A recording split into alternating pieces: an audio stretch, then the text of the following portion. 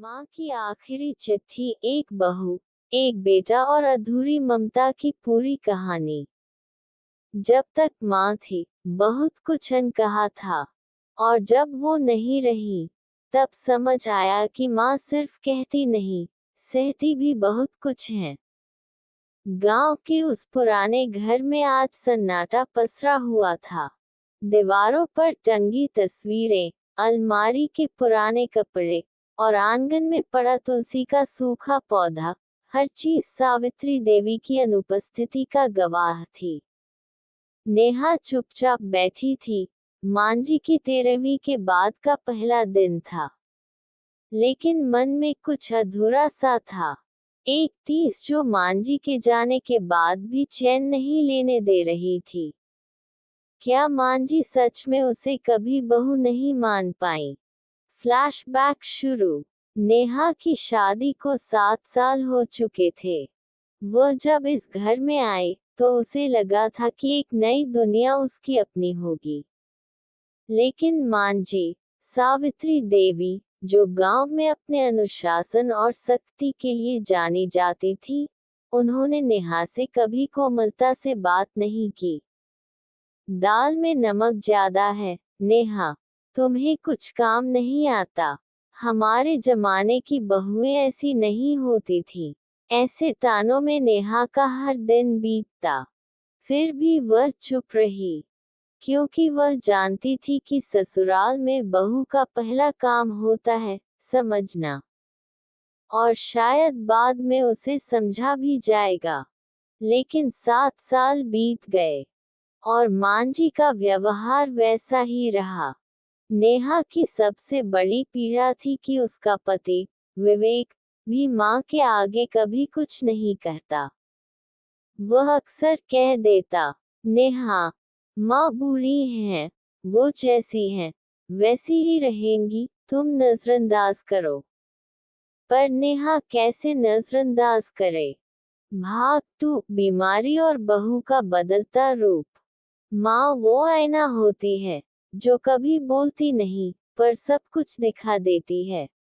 सावित्री देवी अब अस्वस्थ रहने लगी थी। उम्र के साथ उनका शरीर जवाब दे रहा था, पर जुबान अब भी उतनी ही तेज थी। डॉक्टर ने विवेक को कहा, आपकी माँ को अब पूरा आराम चाहिए, खानपान और समय पर दवा बहुत जरूरी है। नेहा ने बिना कुछ कहे सारी जिम्मेदारी अपने सिर ले ली। सुबह से लेकर रात तक नेहा अब मांझी के लिए खाना बनाती, दवा देती, बिस्तर साफ करती, और रात को उनके पैरों में तेल भी लगाती। लेकिन मांझी अब भी एक शब्द, धन्यवाद या बहू, नहीं कहती। उनके होठों पर चुप्पी थी, और आंखों में कोई भाव नहीं। एक रात जब सब सो चुके थे, नेहा को मांझी के कमरे से आहट आई। वो तेजी से वहां पहुंची, देखा कि मांझी गिर गई थी। नेहा ने घबरा कर उन्हें उठाया। मांझी, आप ठीक हैं? लेकिन मांझी की आंखों में पहली बार एक डर था। उन्होंने थरथराते हाथों से नेहा की कलाई पकड़ी और बोली, मैं अब नहीं बचूंगी बहू, एक बात कहनी है। नेहा की आंखें भर आई, मांझी, प्लीज ऐसा मत कहिए। Flashback ends. अब जब मांझी इस दुनिया में नहीं रही, घर में उनकी कुछ चीजें समेटते हुए नेहा को एक पुरानी संदूक मिली। उसमें एक रजिस्टर, कुछ पुराने कागजात और ऊपर एक लिफाफा रखा था, जिस पर लिखा था, मेरे बेटे विवेक और बहू नेहा के नाम, माँ की आखिरी चिट्ठी। नेहा कांपते हाथों से वह लिफाफा खोलती है। उसके भीतर एक पीले पड़े कागज पर मांझी की लिखी सधी हुई, साफ और गहरी बातों वाली चिट्ठी थी। मेरे बेटे विवेक और बहू नेहा के नाम। जब ये चिट्ठी तुम तक पहुंचे, शायद मैं इस दुनिया में ना रहूं। लेकिन कुछ बातें थी जो जुबान से कभी कह नहीं पाए, इसलिए ये आखिरी चिट्ठी लिख रही हूँ। नेहा, जब तू बहू बनकर इस घर में आई, मेरे भीतर एक अजीब डर था। डर था कि मेरा बेटा मुझसे दूर न हो जाए।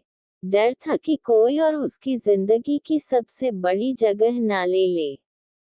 ये डर इतना बड़ा था कि मैंने तुझे अपनाने के बजाय तुझसे दूरी बनानी शुरू कर दी।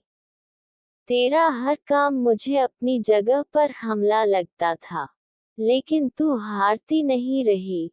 तूने मेरे तानों का जवाब कभी आवाज से नहीं, सेवा से दिया। नेहा की आंखों से चुपचाप आंसू बह रहे थे।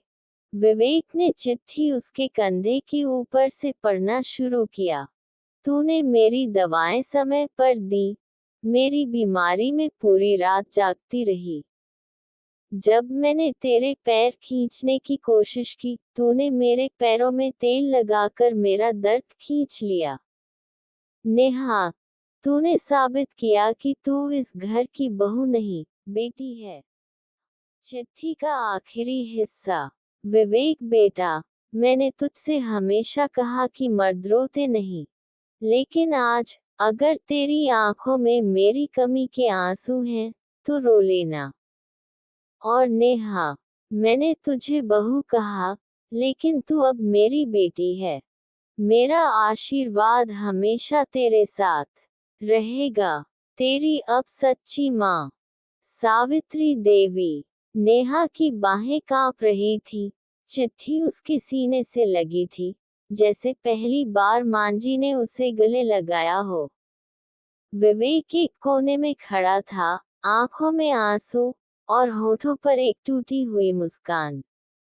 कभी कभी रिश्तों को जोड़ने में जुबान नहीं, इंतजार, त्याग और सच्ची भावना लगती है। नेहा की कहानी बताती है कि सास बहू का रिश्ता भी माँ बेटी सा हो सकता है, अगर सिर्फ एक बार हम एक दूसरे को समझने की कोशिश करें। कहानी का संदेश। कई बार रिश्तों को वक्त चाहिए होता है, लेकिन जब दिल मिलते हैं, ममता, अपनापन और स्नेह अपनी जगह बना ही लेते हैं।